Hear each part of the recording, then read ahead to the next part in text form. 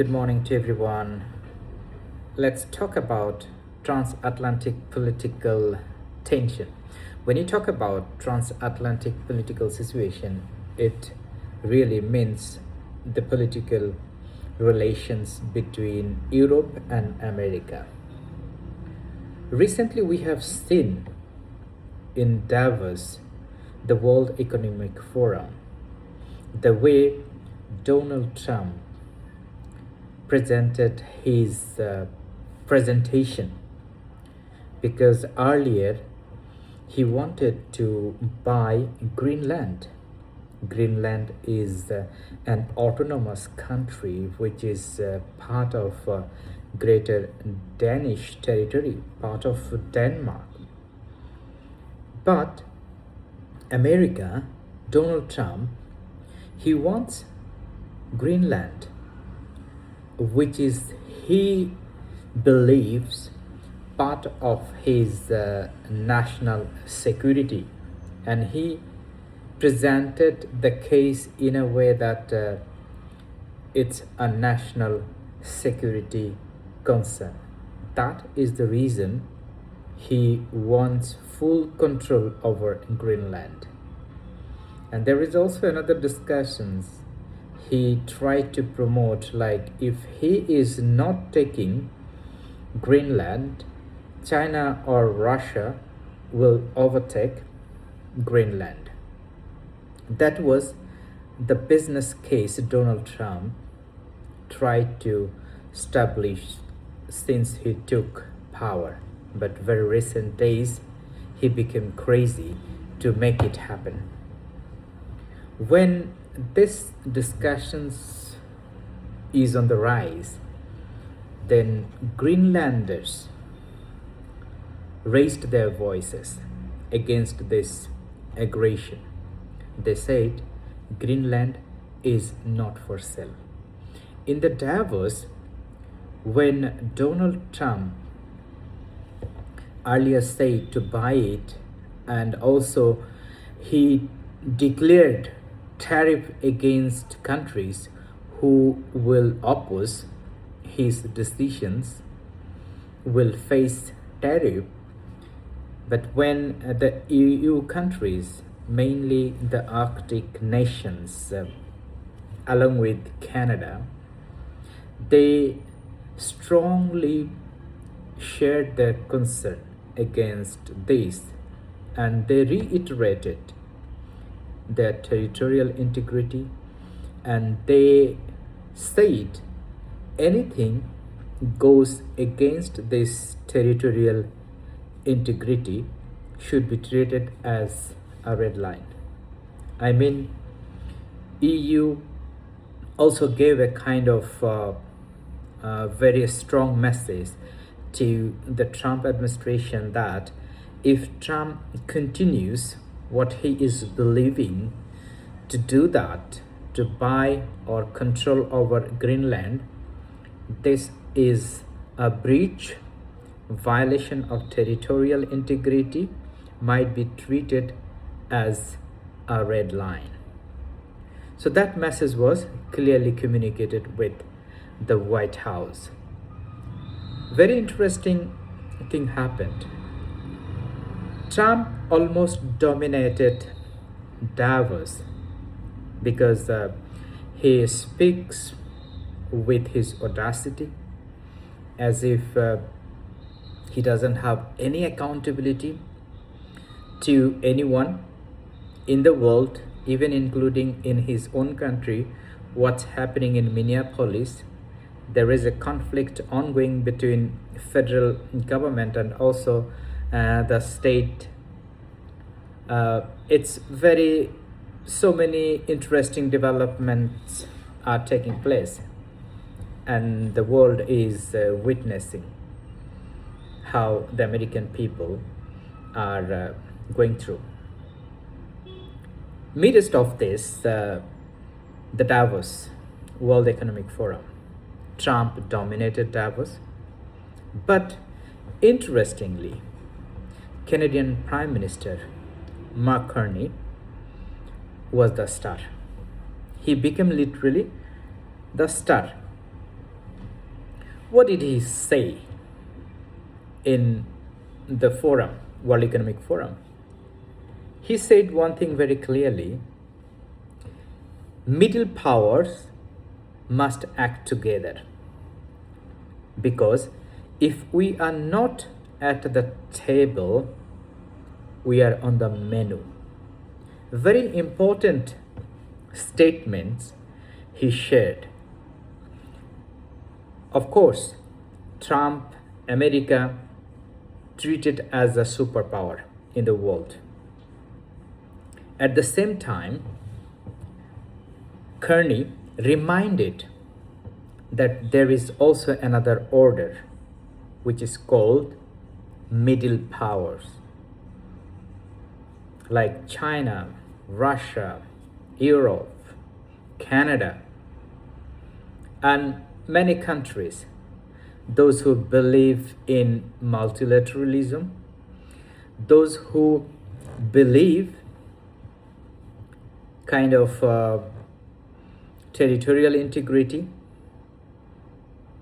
might be treated as a middle power, or states, those who will support the positive causes in the world, will stand against aggression, colonization, might be treated as middle power. He said this middle power must be united.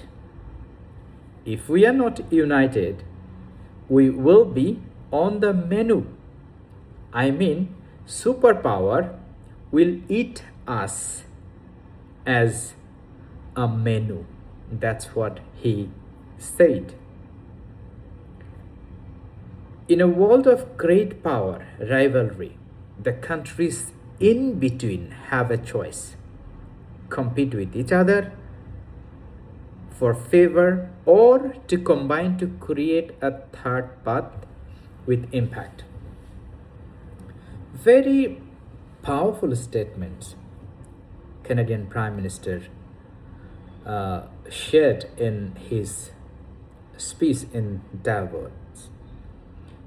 Other hand, we also heard like a very closer to Kearney statements, David Miliband, the president and CEO of International Rescue Committee. He said, the geopolitics of the moment are not just about power of the titans. The rise of the middle powers, again he talked about middle powers, and their collective heft is a potential route forward for issues that will bite if they are not addressed. He reminded world leaders about small issues are coming within the middle powers.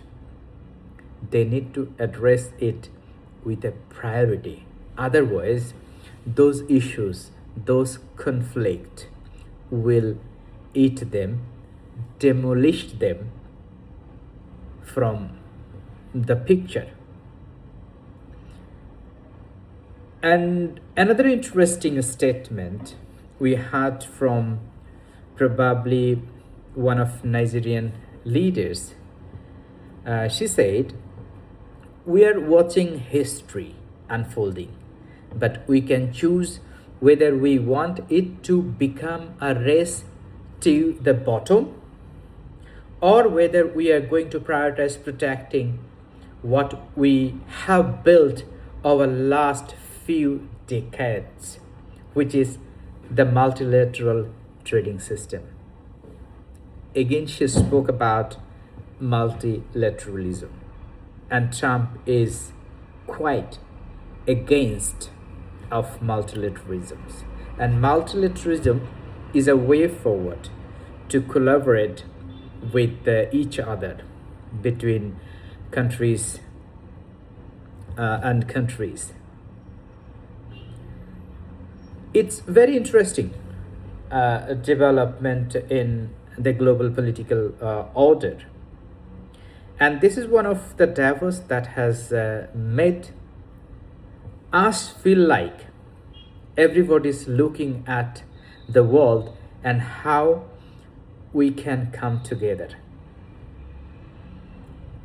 Last but not the least, one statement, it was just aligning with the Canadian Prime Minister's statements that if we middle power are not united at the table, we are on the menu. This inspired and impacted other global leaders in Davos, and some of them said, after hearing Kearney's speech, bold, confident, and landmark statements, one of leaders said, everybody is looking at each other with fresh eyes. I want to end with this. We really look at each other eyes with a fresh look, considering how the world could be united against aggressions, how the powers could be united for multilateralism. So that will bring the world politics in order. End of the day, have to say, of course, Trump dominated Davos, but Canada's Prime Minister Kearney was the star. Trump always shouts, but we find heroes from somewhere else. It's not Trump. And the Global Peace Board for Gaza, that is also another super staged performance, but we don't see the reality in the ground in Gaza. Still genocide is happening. Still people are suffering from severe cold without proper shelters, without warm clothes, without proper medical treatment.